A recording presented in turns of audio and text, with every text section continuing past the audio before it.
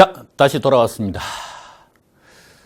이번에 지금 하고 있는 강의는 제가 여러분들한테 고기를 잡아드리는 강의가 아니고요. 고기 잡아드리는 강의는 나중에 이제 시험 막판 가면 그때 막 엑기스로 다 해가지고 시험 기간에 최대한 다가갔을 때 그때 머릿속에 막 이렇게 넣어드리는 강의를 할 거고, 지금은 어떻게 고기를 잡을 수 있는지 그 방법을 알려드리는 거거든요. 그러니까 그 방법 하나하나 빨리빨리 풀어줘, 요렇게 너무 좀 다급하게 조급하게 생각하지 마시고, 아, 그렇게 푸는구나, 이게 핵심이구나, 그걸 좀 잘 보셨으면 좋겠습니다. 자, 그 다음에 요 문제를 보시면, 이 문제도 참 많이 봤죠. 3년 동안 매년 말 100원씩 들어간다, 뭐 1000원씩 들어간다, 2000원씩 들어간다. 그러면 3년 뒤에 얼마 되겠느냐, 현재 얼마 되겠느냐. 자, 이건 어떻게 푸셔야 됩니까? 그러면 이게 패턴이 뭡니까? 그러면 핵심이 요겁니다. 타임 스케줄입니다.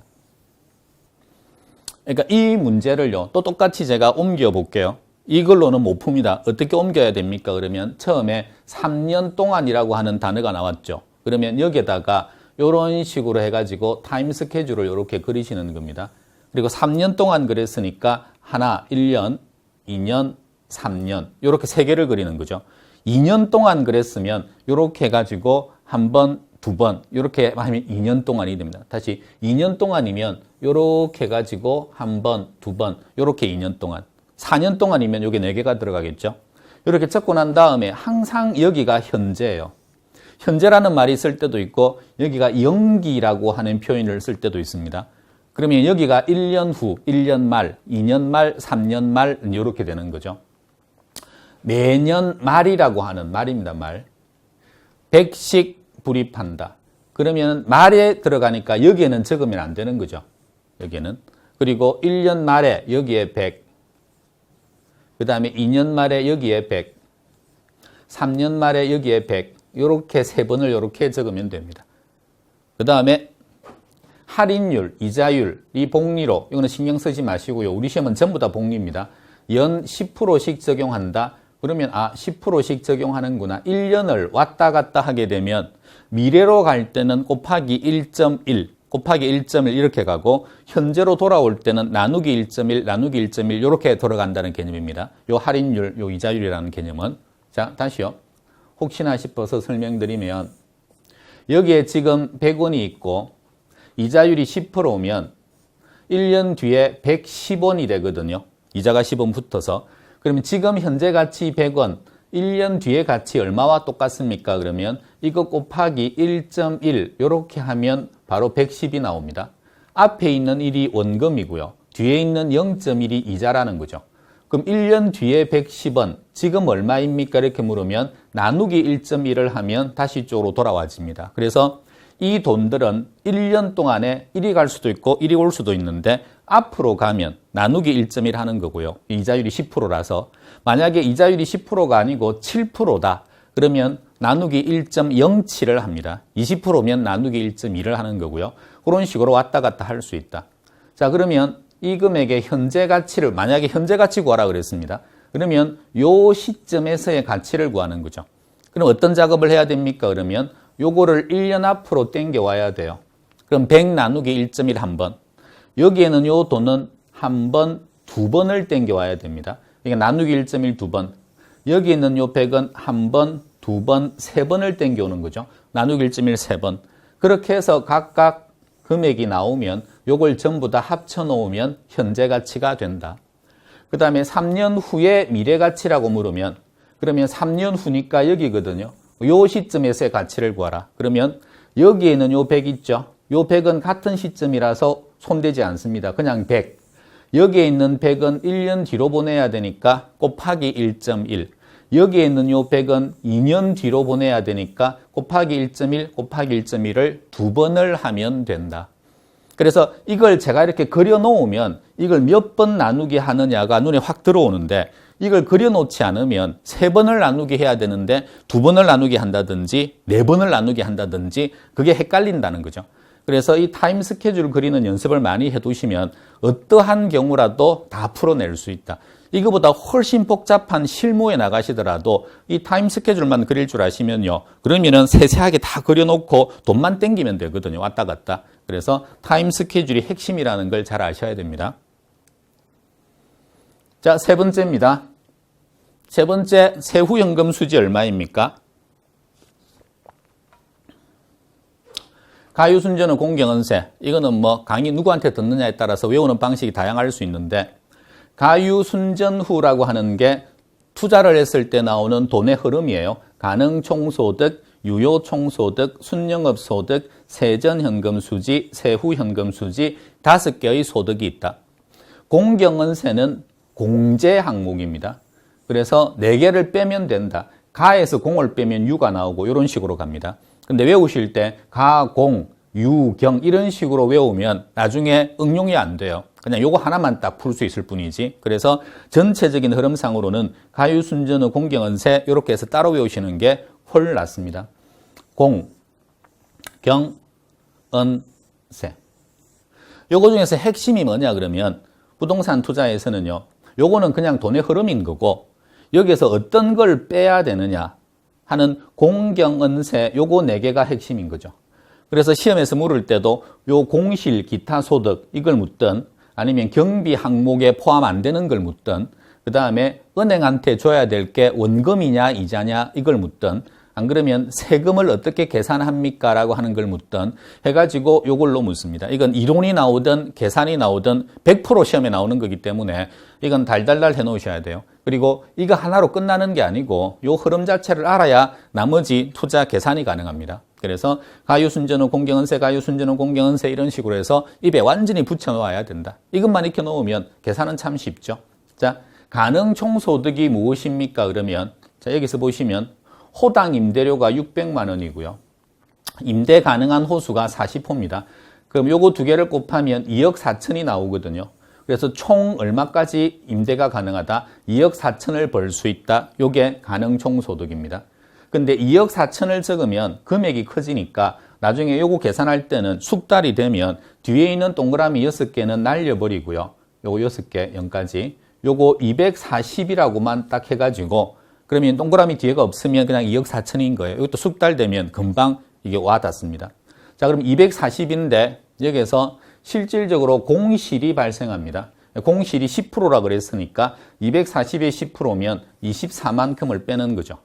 여기에서 기타 소득은 조심해야죠. 더 들어오는 소득이 있다. 주차장 수입이다. 자판기 수입이다. 이런 것들은 더해줘야 되고요. 요거 빼고 남은 게 216. 여기에서 경비를 빼야 됩니다. 요 경비에 여기는 운영 비용이라고 나와 있고 통상적인 시험에서는 영업 경비, 운영 경비 이런 식의 경비라는 게 들어갑니다. 근데 이게 어렵게 나오면 여기에서 경비 항목으로 빼지 말아야 될 것까지 집어넣어 가지고 이걸 빼야 되냐 안 빼야 되냐 이렇게 묻는 경우가 있어요. 그건 세세하게 더 들어가는 거니까 지금은 언급을 안 해드릴게요. 그래서 공실, 부채 서비스액, 소득세, 감가상각비 요거 4개는 대표적으로 경비로 보지 않는 항목입니다. 요거까지 빼면 지금 경비가 16이죠. 뒤에 동그라미 6개 뺐으니까 요것만 가지고 한 거예요. 그래서 16을 빼면 그러면 200이 나오고요. 200에서 은행한테 나가는 돈을 빼게 됩니다. 조심하실 거. 여기 은행한테 나가는 돈이 원리금도 있고요. 융자, 이자도 있거든요. 그럼 어떤 걸 빼야 됩니까? 원금과 이자를 합친 걸 뺍니다. 그래서 여기 딱 보면 원리금이 나와 있으니까 요걸 빼는 거죠. 자, 요 원리금 있고 이자가 있으니까 요거 2개만 딱 가지고 봐도 그러면 여기에서 원금 상환액은 얼마입니까? 그럼 바로 계산되죠. 이자가 20이고 원리금 합친 게 90이면 원금은 70이겠죠. 원금은 지금 필요 없으니까. 그래서 원금이자 합친 원리금인 90을 뺀다. 빼면 110이 나오고요. 그 다음에 제일 중요한 게 세금 계산하는 게 우리 시험에 이런 형태로 해서 계속 나옵니다. 세금이 없죠. 세금이 없고 소득세율만 지금 나와 있거든요. 30%입니다. 그러면 어떻게 계산해야 됩니까? 순위감 곱하기 세율. 이걸 머릿속에 기억하고 계셔야 돼요. 여기 30%를 어디에다가 곱해가지고 세금을 계산합니까? 그러면 여기에 순영업소득 계산한 거 있죠? 에다가 곱하기 30%를 하지 않고 여기에서 이자를 빼주고 여기에서 감가상각비까지 2개를 빼줘요.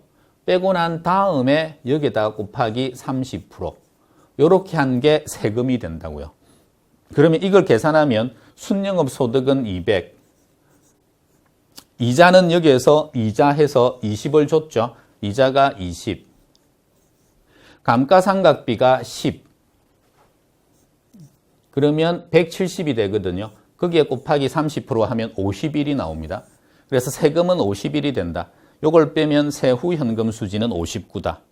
이 과정이 시간이 오래 걸릴 것 같지만 실제로 숙달 되신 분들한테는 요건 상당히 빨리 끝낼 수 있습니다. 1분 안에도 끝낼 수 있습니다. 단 숙달을 시키셔야 됩니다. 그래서 제가 이 파트를 공부시킬 때는요. 요 파트 있죠. 이 문제를 외우라 그랬습니다.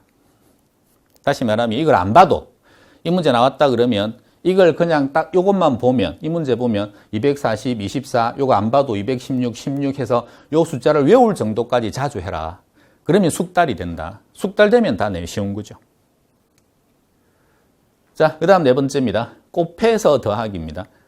우리 시험에 기대 수익률 구하는 계산 문제가 자주 나옵니다. 그러면 항상 이런 표가 딱 떠요. 그러니까 이 표가 딱 뜨면 그러면은 다 곱해서 더해라 그냥. 이 표가 안 떴다. 그럼 버려라 그냥.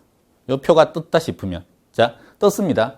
그러면 여기에 호항이 나오고요. 불항이 나옵니다. 그럼 호항에다가 40%, 불항에다가 60% 이렇게 적어 놓고 뭘 곱하라는 거냐 그러면 이거 곱하기 이거 그러면 400 나오죠. 퍼센트도 무시하세요. 그냥 20 곱하기 20, 30 곱하기 25 그러면 750, 50 곱하기 10 그러면 500. 그 다음에 또 요거 곱하기 요것도 하세요. 그러면 200. 30 곱하기 10 하면 300. 50 곱하기 8 하면 400. 해놓고 요걸 다 더합니다. 다 더하면 1650. 요거 다 더합니다. 900. 그 다음에 여기 있는 걸 곱해요. 곱하기 0.4. 요거 곱하기 0.6. 그러면 요 값이 660이 나오고 요 값이 540이 나와요. 그래서 마지막으로 두 개를 더하면 됩니다. 더하면 1200이 나옵니다. 그러면 보기 지문 중에서 12%가 있을 거거든요. 그래서 그걸 찍으시면 돼요. 그러니까 처음 하면 생소하겠죠. 근데 똑같은 형태로 이런 문제가 나오면 몇 번만 해보면 이게 훨씬 쉬워요. 이게 확률별 가중평균에서 이 가계를 구하는 건데 설명이 안 됩니다. 이걸 어떻게 해야 됩니다라고 하는 원리 설명이 되게 어려워요. 어려우니까 차라리 그냥 익히고 끝내는 게 훨씬 낫다. 그래서 이 문제 참 자주 나오니까 그러니까 요거 버리지 말고요. 하시는 게 좋습니다. 똑같이 이렇게 하시면 돼요. 곱해가지고 각각 곱해가지고 그냥 다 더하면 되더라. 요거 40%, 요거 60%, 호황불황 요거는 여기다 적고. 자, 그 다음에 다섯 번째, 또 투자론입니다. 투자론이 제가 7문제 나온다고 그랬잖아요. 그 7문제를 다 찍어 드릴 수 있다니까요. 이게 나와요. 나오는데 이제 어떤 형태로 숫자가 어떻게 될지 그걸 모른다는 것 뿐이지 거의 틀은 이렇게 나옵니다. 그래서 그 틀을 익혀야 된다. 자, 다섯 번째 질문이 뭘 거냐 그러면 순현가를 구하십시오.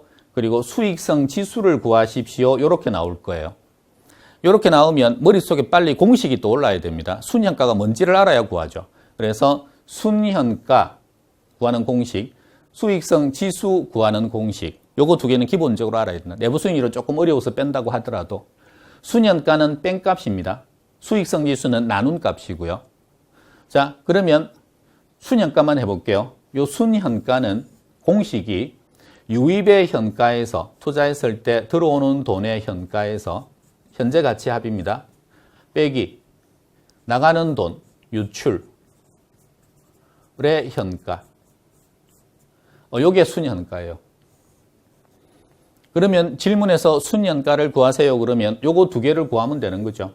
유입현가와 유출현가. 빼기는 다 할 줄 알 테니까. 그러면 여기에서 타임 스케줄 그려볼까요? 그려져 있죠. 0, 1, 2, 3. 지금 여기다 1년 후, 2년 후, 3년 후입니다. 그러면 현금 흐름이 지금 마이너스 2천이라고 되어 있거든요. 요게 무슨 의미입니까? 그러면 지금 2천이 나갔다는 거죠. 돈 자체가. 그러면 요게 뭐다? 유출입니다. 나갔는데 요거는 마이너스니까 언제 나갔습니까? 현재 나간 거죠. 요게 현재니까. 그 다음 들어오는 돈은 이렇게 들어왔는데 문제는 요 돈 들어온 것들은 현재 들어온 게 아니거든요. 그래서 현가를 시켜야 돼요. 그러면 1년 뒤거니까 요거는 1년 앞으로 보내면 되고 2년 뒤에 들어오는 돈은 2년 앞으로 보내면 되고 3년 뒤에 들어오는 돈은 3년 앞으로 보내면 이렇게 된다. 그럼 아까 똑같은 거 했죠? 지금 할인율이 주어졌습니다. 연 10%입니다. 그러면 요거는 나누기 1.1 한 번만 하면 되고 요건 나누기 1.1.1을 두 번을 하면 되고 요건 나누기 1.1을 세 번을 하면 됩니다. 요거 나누기 1.1 한 번 하면 550이 나오고요. 요거 두 번 나누기 하면 1000이 나오고요. 요거 세 번을 나누기 하면 1000이 나옵니다. 그러면 결국은 들어오는 돈은 요거 셋 다 합친 거거든요. 550이 아니고 500이 나옵니다. 500이. 그러면 셋 다 합치면 2500이 나오는 거죠. 그러면 공식 그대로 집어넣으면 들어오는 돈의 현재 가치는 2500이고요. 나가는 돈의 현재 가치는 2000이 된다. 그래서 뺀 값인 순 현재 가치는 500이 된다. 이렇게 나옵니다. 그 다음 수익성 지수를 구해보세요. 그러면 수익성 지수는 그냥 나눈 값이에요. 똑같은 건데 그러면 유입의 현재 가치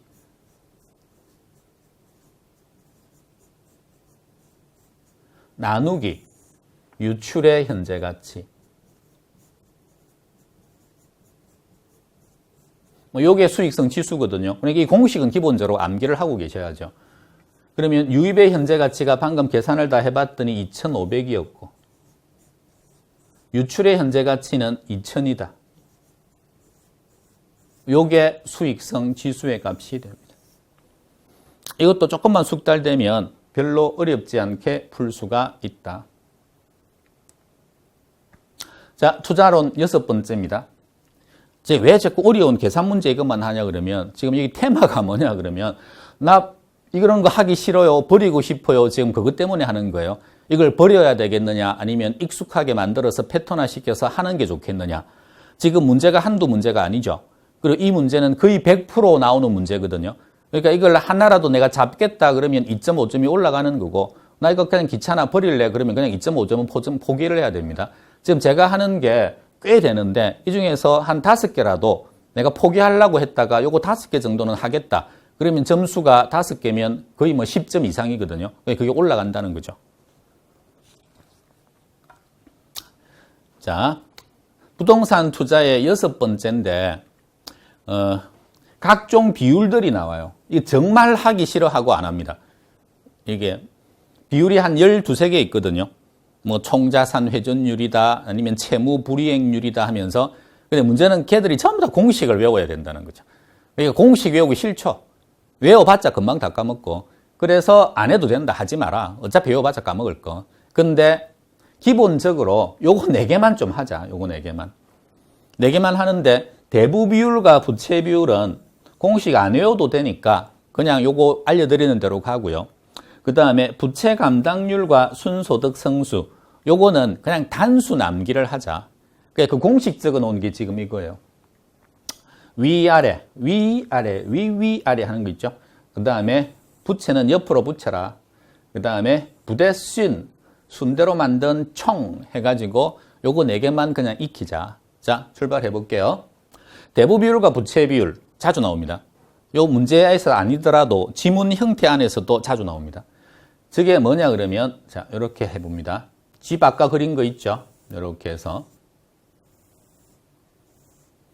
여기에서 100짜리 부동산인데 빌린 돈이 80이고 내 돈이 20입니다. 이렇게 되면 대부 비율이라고 하는 건 뭘 말하냐 그러면 80 나누기 100 한 게 대부 비율이에요.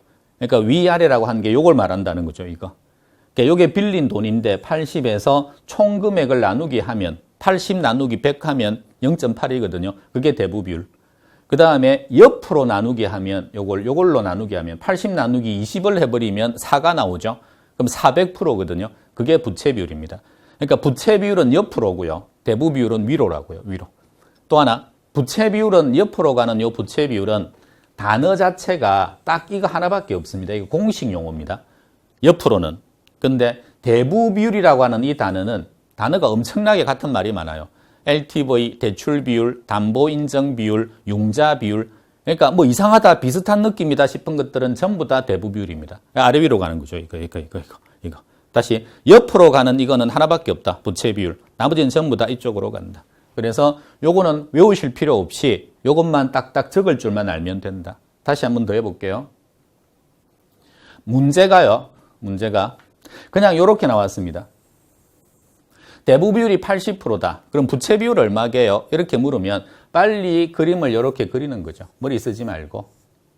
그래가지고 일단 80입니다. 그럼 여기가 80이라는 거예요. 무조건. 대부 비율이든 부채 비율이든 80인데 대부 비율이 80이라고 그랬으니까 아래 위로가 이렇게 들어가는 거죠. 위에가 100입니다. 그러면 밑에 옆에는 무조건 20이죠. 그러면 부채 비율은 얼마일까요? 80 나누기 20이니까 400이 나옵니다. 400%입니다. 4가 나오니까. 그래서 이렇게 가면 된다. 두 번째 거. 부채 비율이 50%입니다. 그러면 여기가 50인데 이번에는 부채 비율이 50이니까 옆에 여기가 100이라는 거죠. 50 나누기 100. 요게 50%면 여기는 150이죠. 합치니까. 그럼 대부 비율 얼마게요? 50 나누기 150. 요게 대부 비율입니다. 이렇게 또 습관되면 하나만 주면 이 집그림을 통해 가지고 머리 안 쓰고 그냥 바로 툭툭 나올 수 있다. 그래서 이거 두 개는 공식 외울 필요 없이 중요합니다. 아주 중요합니다. 요거 두 개는 바로 이쪽으로 가시면 됩니다. 자, 그 다음에 부채 감당률, 이것도 100% 시험에 나옵니다. 제일 중요한 거죠. 부채 감당률. 은행이 부채 서비스액을 감당할 능력이 되느냐, 그걸 알려주는 게 부채 감당률입니다. 요 부채 감당률 공식은요, 부대순으로 바로 외워 놓으십시오. 부채 감당률에서 시험에서 이걸 물으면 앞에가 부자로 시작할 거거든요. 그러면 부로 시작하는 걸 외우시는 게 좋아요. 이것 따로 외우시면 힘드니까. 그래서 부채 감당률 나오면 부로 시작하는 거니까 입에다가 부대순 이렇게 익혀 놓으시라는 거죠. 부대순이 무슨 말이냐 그러면 부대순은 부대순 요 말입니다. 밑에가 부채 서비스액, 위에가 순소득, 순영업소득. 이걸 우리 시험에서 잘 물어요. 문장 형태로. 물을 때 이걸 뭐라고 부릅니까? 그러면 문장에서 제일 잘 나오는 게 뭐냐 그러면 A 나누기 B 이렇게 나오면 요거를 읽어봐 그러면 A 나누기 B 이렇게 문장 형태로 안 나오고요. B에 대한 A의 비율 이렇게 나옵니다. 다시요. 이렇게 나오면 항상 거의 나오는 게 B에 대한 A의 비율이다. 이걸 틀리게 하고 싶으면 A에 대한 B의 비율이다. 그럼 틀리는 거죠. 그러면 여기에는 부채 감당률이 무엇입니까? 이렇게 물으면 시험에서 문장 형태로는 어떻게 제일 잘 나옵니까? 그러면 부채 서비스액에 대한 순영업 소득의 비율이다. 이렇게 나오면 O. 근데 순영업 소득에 대한 부채 서비스액의 비율이다. 이렇게 나오면 X라는 겁니다. 그러니까 공부를 할 때 아예 처음부터 이렇게 외우라는 거죠. 부대순이다. 부대순이면 부채 서비스액에 대한 순영업 소득의 비율이다. 그 말이에요. 말 자체가. 그래서 적을 때는 부대순 적으면서 밑에가 부채 서비스액, 부대순 이렇게 적는 습관을 그리시면 됩니다. 그래서 부채 감당률 나오면 부대순 이렇게 해가지고 공식적으로 외워라. 또 하나 부채 감당률이 이거 나오면 부대순이라고 그랬죠. 부대순이 얘가 1보다 크다는 의미가 뭐냐 이렇게 물으면 그러면은 한번 적어보라는 거죠. 밑에가 부채 서비스액, 위에가 순 영업소득. 요게 1보다 크다. 이렇게. 그러면 확 와닿죠. 뭐가 뭐보다 크다. 순영업소득이 부채 서비스액보다는 크다 이 말입니다. 위에 게 밑에 거보다 크다. 그러니까 그 부동산이 순영업소득으로 부채 서비스액을 감당할 능력이 된다 이런 의미예요. 그래서 이것도 시험에 됐다 잘 나옵니다. 지금 됐다 잘 나온다고 하는 표현을 쓰는 건 100% 나온다고 보시면 돼요. 그냥 문제 유출이라고 보시면 돼요. 이렇게 알려드리는데도 틀리니 그게 이제 팔짝 뛰는 노릇이죠. 요거 나오는데. 자, 그 다음에 순소득 성수입니다. 그럼 똑같은 논리 가지고 또 잘 나와요. 순이 들어가 있으니까 요거는 순으로 출발해야죠. 순대총입니다. 그럼 부대순하고 똑같은 논리여야 하면 순영업 소득에 대한 총 투자 금액의 비율이다 이런 말이에요. 순대총은. 밑에가 순, 대총. 이런 말이에요. 밑에 순영업소득, 위에가 총투자 금액. 그 다음에 이건 조금만 하시면 요거랑 자본 회수 기간은 똑같은 말이라는 걸 아셔야 되고요. 그 다음에 자본 환원율이라고 하는 표현 나오는데 얘랑은 역수관계다. 얘도 자주 나옵니다. 얘가. 요 마지막에 있는 여기에 있는 순소득 성수 있잖아요. 이거는 요거 세 개만 제가 적어 놓은 이유가 시험에 이렇게 나올 수 있어요. 보기 지문의 1번. 순소득 성수는 10이다. 2번. 뭐 박스를 이렇게 주고 난 다음에요. 자본 회수 기간은 8년이다. 이렇게 나오면 밑에 그거 볼 필요도 없이 답은 요거 둘 중에 하나라고요. 뭐가 틀렸든. 왜? 두 개는 같아야 돼요. 순소득 성수와 자본 회수 기간은 같아야 됩니다. 그러니까 이게 틀렸든 이게 틀린 거라는 거죠. 그러니까 그것만 알아도 풀 수가 있다. 그래서 딴 거 안 하셔도 부동산 투자에서 무슨 채무 불이행률이다 하는 여러 가지 비율들이 있거든요. 그러니까 그 우선순위가 절대 그게 문제가 아니다. 우선순위는 요거 4개가 무조건 우선순위다. 그냥 100% 나온다고 생각하고 가십시오. 두 문제 나온다. 두 문제. 자, 그 다음에 투자론에서 포트폴리오 이론이 있습니다. 뭐 거의 안 틀리는 건 이걸 안 틀리죠. 포트폴리오에서 비체계적 위험은 제거할 수 있는 위험이다. 이런 거 나오면 안 틀립니다. 상관계수가 마이너스 1에 가까운 게 좋다. 작은 게 가까운 게 좋다. 이런 것도 거의 안 틀리죠. 근데 이제 머리를 좀 써야 되는 것들이 나오면 틀리기 시작합니다. 그래서 최적 포트폴리오, 가장 좋은 포트폴리오가 무엇입니까? 이거 묻는 게 나오면 빨리 틀을 요 무효접이라고 하는 그래프를 그리는 연습을 해놔라. 무효접 그래프. 왜 자꾸 틀을 만들어 놓고 패턴을 만들어라 그러냐 그러면 그림을 그려놓고 그림 형태로 익히는 건 사람들이 굉장히 빠르게 숙달됩니다. 영화 같은 거 보시면 대사는 하나도 기억이 안 나도 장면은 아무리 오래된 영화라도 머릿속에 남아있거든요. 그러니까 이걸 그림 형태로 자꾸 이렇게 그리면 아까 제가 집 그리고 한 거 있잖아요. 그런 형태로 해서 머릿속에 집어넣고 수요 공급 그래프 그리고 하는 그런 것들은 굉장히 각인이 되는 효과가 있다는 거죠. 그러니까 그걸로 자꾸 하셔야 된다. 문장으로 백날 해봤자 그거는 곧 소멸돼서 없어진다. 머리가 나이 들면 들수록 더 없어집니다. 더 빠른 속도로. 우리가 집에 가서 현관에 삐삐삐 누르는 거 있죠. 그거 번호 다 까먹고 있어도 그냥 손이 가는 거거든요. 그러니까 형태로 인식한 거죠, 그게. 그래서 형태 인식이 굉장히 중요하다. 자, 요렇게 익힐 겁니다, 이제. 요렇게 가시면 여기가 수익이고요. 여기가 위험이 나옵니다. 그리고 요런 선이 하나 나오고요. 그 다음에 요렇게 선이 하나 있고, 요렇게 선이 하나 있고, 요걸 익히라는 거죠. 여기에서 요 선을 효율적 프론티어라고 그러고요. 그 다음에 요렇게 두 개 해놓은 걸 무차별 곡선이라고 그럽니다.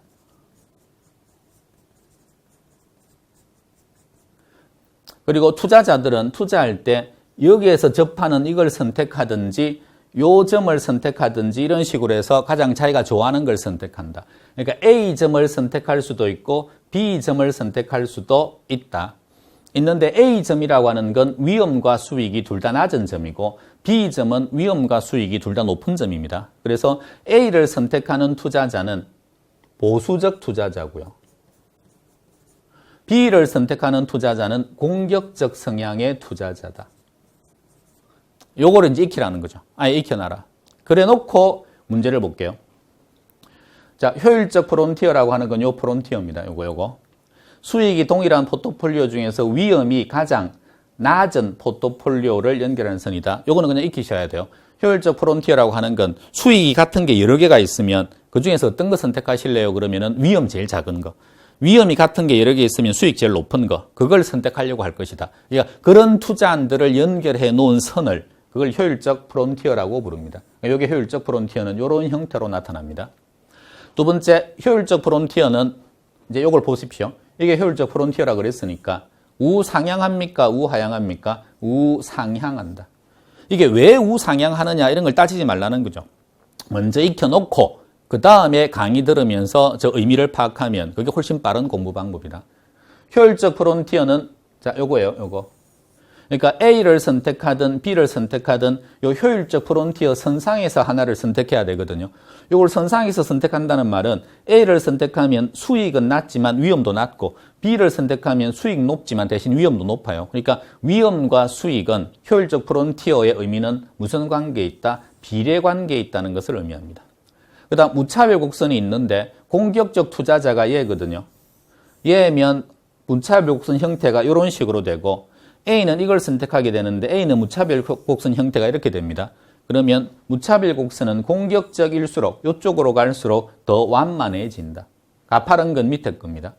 최적 포트폴리오 A는 이걸 선택하고 B는 이걸 선택한다 그랬는데 요 점을 뭐라고 표현하느냐 그러면 효율적 프론티어와 무차별 곡선 요게 접하는 점이다. 만나는 게 아니고 접하는. 다시 거꾸로 적으면 무차별 곡선과 효율적 프론티어가 접하는 점이다. 그래서 여기다 적어놓은 무효접이라고 하는 거예요. 무차별 곡선과 효율적 프론티어가 접하는 점이 최적 포트폴리오가 된다. 그림부터 먼저 익혀라. 먼저 익히고 난 다음에 그림을 통해서 이런 지문들을 이해해 나가는 게 빠르다. 자, 금융입니다. 금융은 큰 틀만 그냥 이것도 알려드릴게요. 요거 두 개를 비교하는 문제가 참 자주 나옵니다. 참 자주가 아니고 매년 나옵니다. 자, 일식집에 주방장 아저씨가 있는데 이분이 일식집 차릴 때 원금 균등 상환 조건으로 돈 빌렸습니다. 그래서 일식집 아저씨가 사각형으로 이런 아저씨가 있는데 얘가 이런 식으로 해서 주방장 모자를 쓰고 있다. 요게 원금 균등이고요. 그 다음 원리금 균등은 깻잎머리 소녀가 있는데 얘가 학자금을 원리금 균등으로 빌렸다. 그래서 얼굴이 좀 커요. 요렇게 가지고 있는데 얘가 깻잎머리로 요렇게 해서 생겨 먹었다. 얘가 요렇게 있다. 요게 원리금 균등입니다. 그래서 요 그림 보시면 여기 있는 요게 이자고요. 그 다음에 사각형 면적 요게 원금이고요. 그 다음에 여기는 요게 이자고요. 밑에는 요게 원금입니다. 합친 게 원리금이죠. 그러면 원금 균등 상환 조건이면 이자가 이런 식으로 해서 후반으로 가면 갈수록 점점 줄어요. 주는데 직선적으로 줄어듭니다. 원금은 처음과 끝이 똑같습니다. 사각형이니까. 합친 원리금은 뒤로 가면 갈수록 점점 줄어듭니다. 그래서 원금 균등은 이런 방식이다. 그 다음에 두 번째, 원리금 균등은 요게 이자입니다. 후반으로 가면 갈수록 이자 줄어듭니다. 똑같이. 그 다음에 원금이 요거예요. 원금은 이자가 줄지만 원금은 후반으로 가면 갈수록 늘어납니다. 그리고 이자 원금을 합친 원리금은 똑같습니다. 원리금 균등인 거죠. 그래서 기본 큰 틀만 간단하게 이렇게 설명을 드렸는데 요 그림을 알고 계시면 큰 틀에서 크게 이해하는데 도움이 될 거다. 디테일한 건 이 그림 그리면서 이제 막 설명을 해야 되니까 지금은 그건 할 계제는 아닌 것 같아요. 자, 부동산 금융의 두 번째입니다. 이것도 하기 싫어하시죠? 이건 어떻게 공부하시냐 그러면 기본서 보면 이것만 가지고 이것도 뭐 한 대여섯 장 어려운 것만 막 쫙 이렇게 펼쳐져 있을 텐데 그런 거 다 하지 마시고 MBS의 종류 이야기 나오면 네 가지다. 네 가지인데 이걸 번호와 순서로 기억을 해 놓으세요. 그러니까 1번 정권, 2번 정권, 3번 정권, 4번 정권 해가지고 순서대로 그냥 MPTS, MBB, MPTB, CMO 이런 식으로 해가지고 기억을 하라는 거죠. 1번인지 2번인지 다시 연습을 이렇게 합니다. 1번 정권 그러면 MPTS, 2번 정권 MBB, 3번 정권 MPTB, 4번 정권 CMO. 그 다음 제가 여기에다가 P와 S라고 하는 걸 적어놨죠. 여기는 P가 있고요. 요 P와 S라고 하는 얘가 P가 Pay. 돈 지불하는 겁니다. 돈.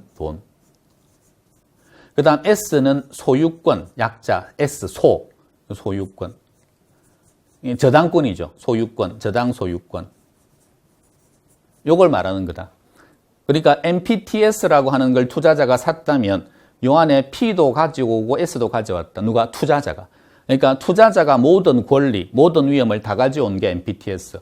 MBB는 PS 아무것도 없으니까 그건 정권 발행 기관이 다 가지고 있고 투자자는 아무것도 안 가지고 왔다. 아무것도 안 가지고 왔으니까 가장 안전한 것이다. 얘가 위험 제일 적은 게 MBB. MPTB는 P 하나만 투자자가 가지고 왔다. S는 없다. 그래서 얘는 혼합형이라고 한다. CMO는 전혀 다른 형태다. 다계층 채권이라고 한다. 간단하죠? 그렇게만 딱 기억을 해버리라는 거죠. 시험에는 2번이 역대 제일 많이 나왔습니다. 제일 안전하다. 제일 안전하다는 말의 의미는요. 담보가 되게 많다. 그러니까 돈을 빌려줬는데 담보를 많이 갖고 있다. 그게 초과담보거든요. 그래서 그런 초과담보 제일 많은 거 MBB, 제일 안전한 거 MBB, 위험 없는 거 MBB, 위험 제일 큰 거 MPTS. 요건 두 개나 갖고 왔으니까 소유권 넘어간 게 유일해요. 얘가 S 소유권을 투자자가 가져왔다. 그래서 이것만 지분정권의 성격이 있다. S가 넘어왔으니까. 그래서 그 정도까지만 딱 기억을 하시고요. 자, 그 다음에 이걸로 이제 연습을 하는 거죠. MBS의 종류 넘어가면 가장 수익이 높다 1번입니다. 가장 수익 낮은 게 2번, 혼합형이 3번이었고요. 이 MPTS죠. 가장 안전하다 2번입니다. MBB였고요. 그 다음 혼합형이다 3번, 여러 종류다 4번, 초과담보 제일 많다 제일 안전한 거 이거 2번, 수명 제일 길다 이게 제일 안전한 겁니다. 조기 상환 당하지 않는다 그 말이거든요. 요거 2번, 지분정권이다 1번, PS 모두 투자자 다 가져갔다 그럼 MPTS니까 1번, P만 투자자에게 넘어갔다 MPTB니까 3번.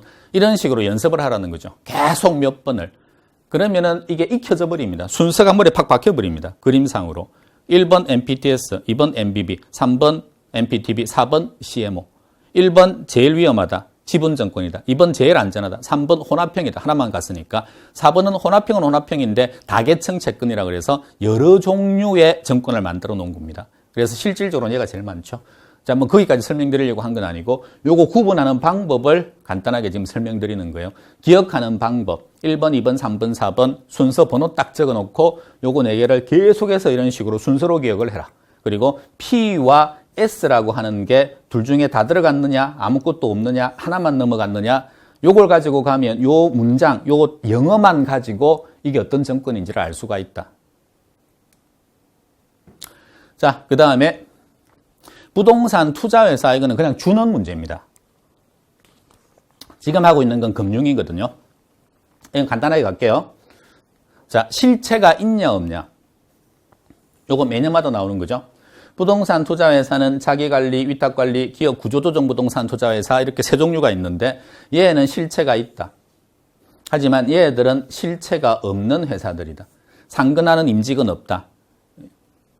설립 자본금 이야기 나오면 얘는 전화번호 외우듯이 외우십시오. 5, 3, 3에 7, 5, 5. 이건 동그라미 하나씩이 더 붙어요.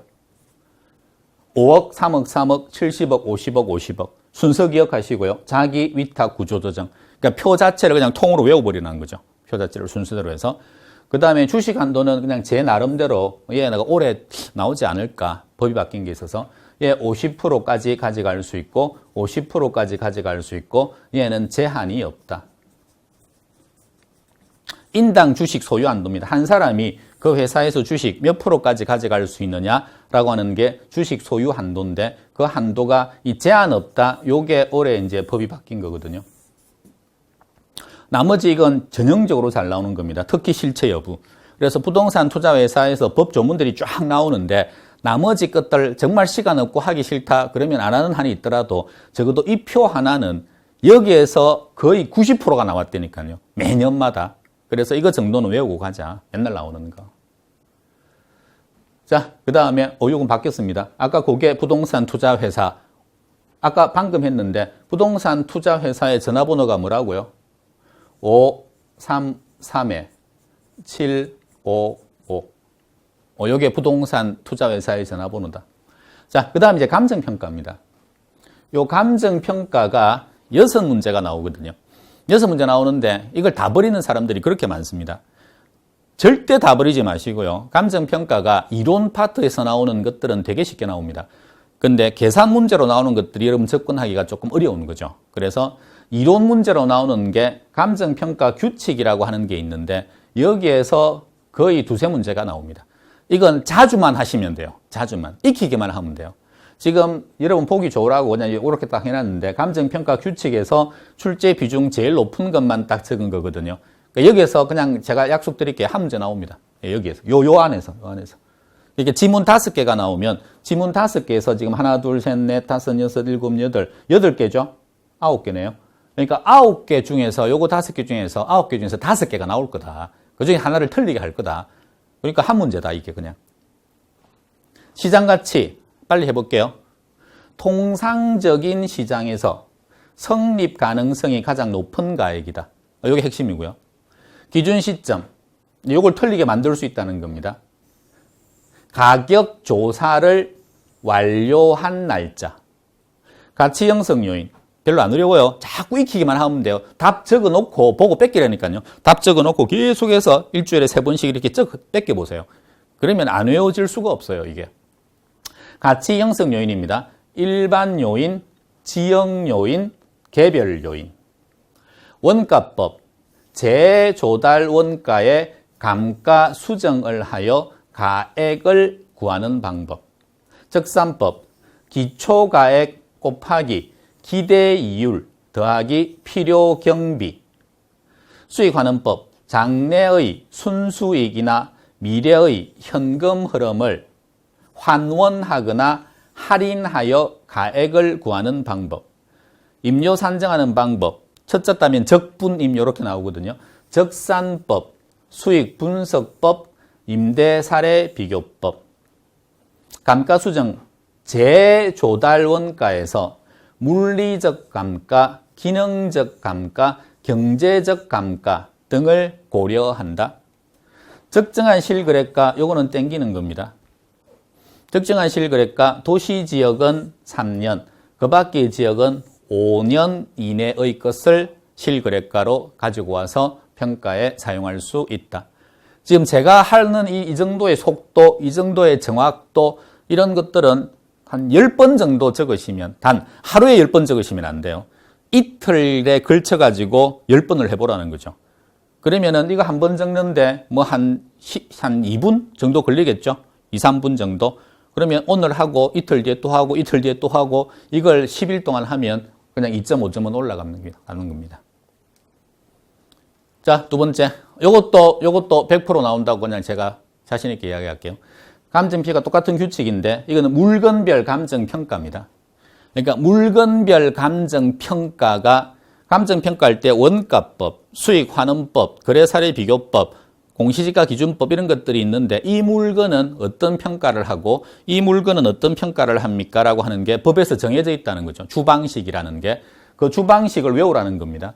토지는 공시지가기준법이 원칙이다. 그리고 실거래가 가지고 평가할 수도 있다. 시험에 제일 잘 나오는 건 이 건물이에요. 건물은 원가법으로 평가를 한다.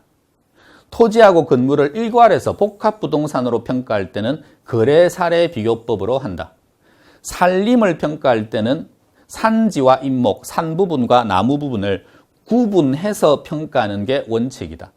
그리고 따로따로 할 때는 산지와 인목은 거래사례비교법으로 평가하고 조그마한 나무, 아직 덜 자란 나무 집단들은 원가법으로 평가를 한다.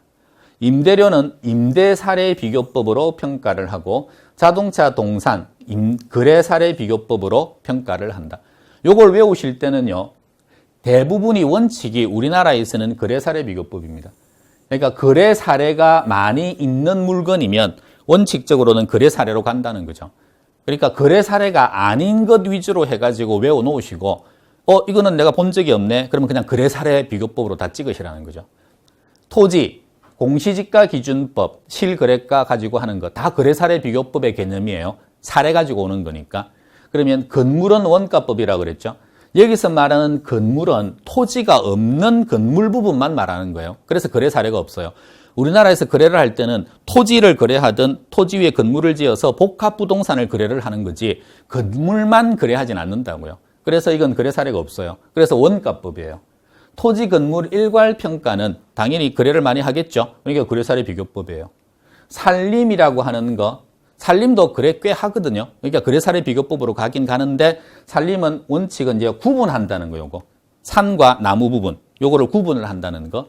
그리고 다 거래사례 비교법으로 가는데 산도 거래사례 있고 인목도 거래사례 있으니까.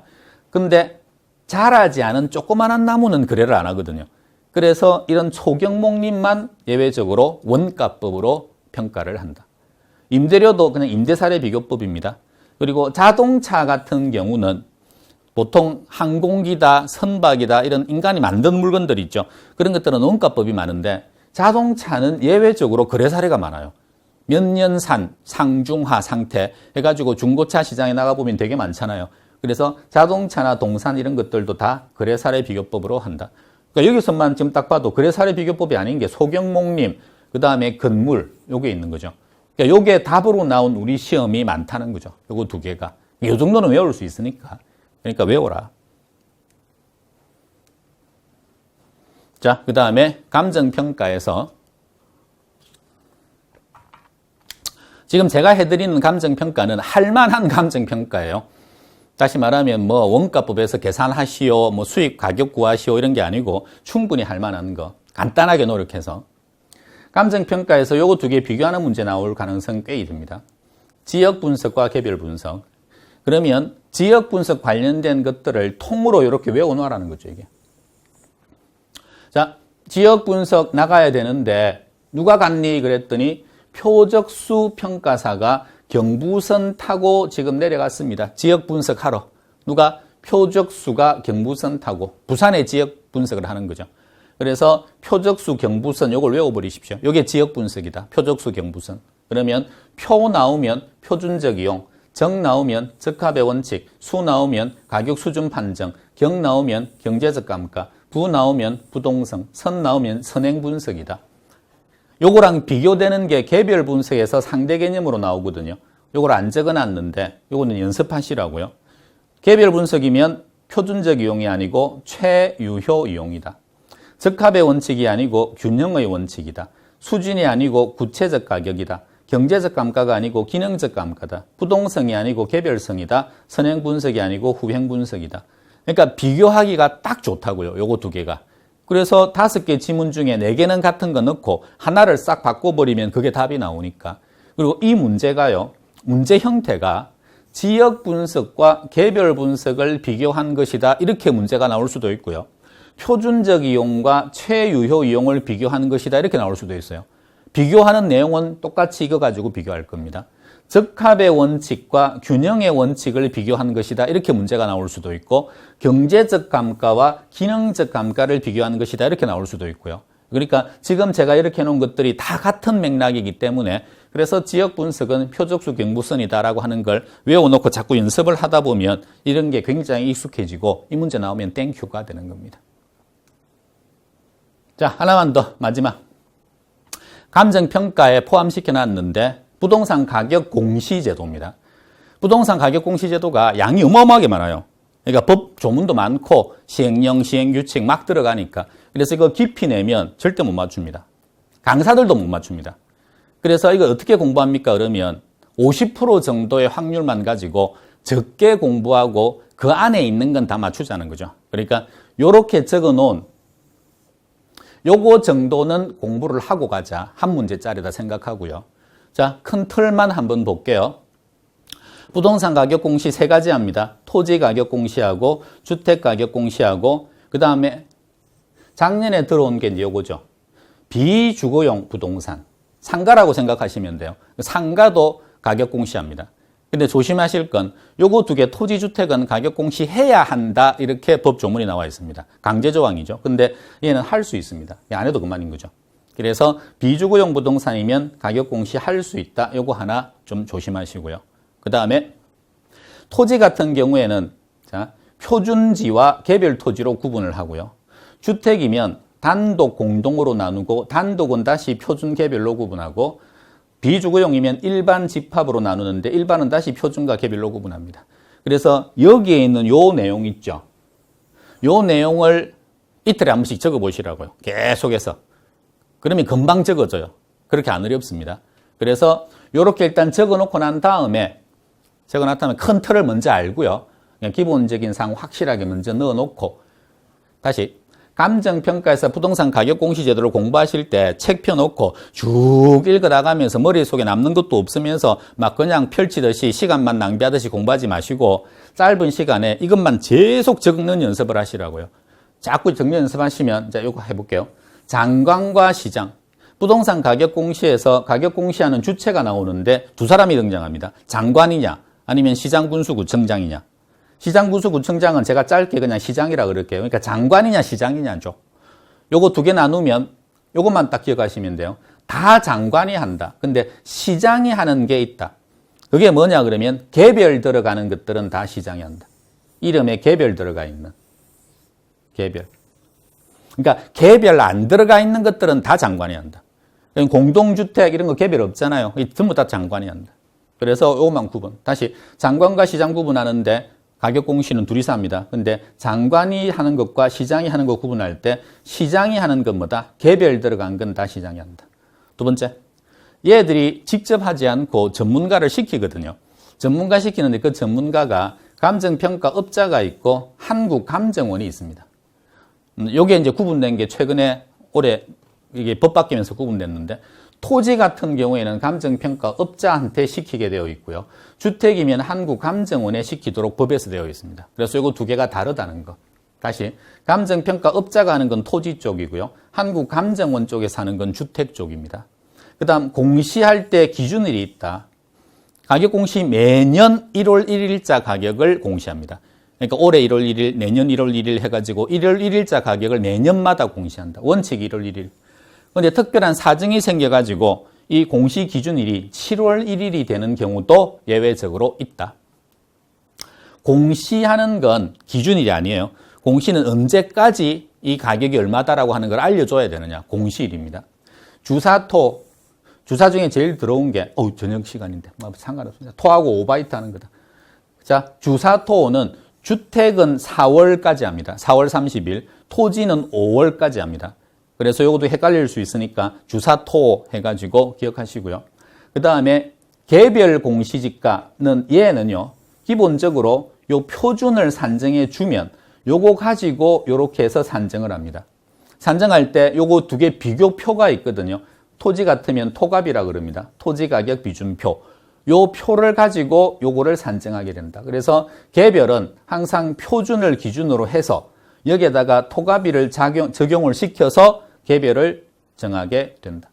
6번 공동주택 집합부동산 같은 맥락이죠. 공동주택이고 상가인데 여러 상가가 같이 뭉쳐져 있는 집합부동산이 있습니다. 얘들은 구분하지 않습니다. 나머지는 전부 다 표준과 개별로 이렇게 구분이 되어 있는데 얘는 구분하지 않는다. 얘가 최근에 시험 잘 나왔습니다. 공동주택과 집합부동산은 구분하지 않습니다. 전부 다를 그냥 장관이 다 해버립니다. 전수조사 들어갑니다. 그래서 공동주택과 집합부동산 이야기 나오면서 표준과 개별로 구분을 한다 이런 말 나오면 다 틀린 거다. 마지막 표준지 공시지가. 감정평가업자가 토지평가할 때는 뭐 가지고 합니까? 표준지 공시지가 가지고 합니다. 자, 그러면 7개 정도 지금 적어드렸거든요. 요 정도까지는 할 수 있다는 거죠. 요거 한번 익혀놓고 큰 틀로서 그 다음에 요렇게 해가지고 답이 이 안에서 나오는 것들은 풀어내고 답이 이 밖으로 나와서 막 세세하게 들어간다. 그러면 그런 것들은 깔끔하게 버리고. 자, 요까지가 제가 준비해 놓은 겁니다. 전체적으로 강의를 하나하나씩 이렇게 지문 가지고 해드리면 뭐 그것도 괜찮은 방법이지만 그건 지금 입장에서는 좀 빠르다고 판단이 되고요. 지금 공부 늦게 시작하셔가지고 이걸 해야 되냐 말아야 되냐 이렇게 고심하시는 분들이 더 많다고 판단했기 때문에 지금 제 나름대로 어떤 걸 지금 고심하고 계시는지 그거 지금 골라가지고 좀 도움이 됐으면 하는 바람입니다. 자, 제가 준비한 건 여기까지입니다. 강의를 마치도록 하겠습니다.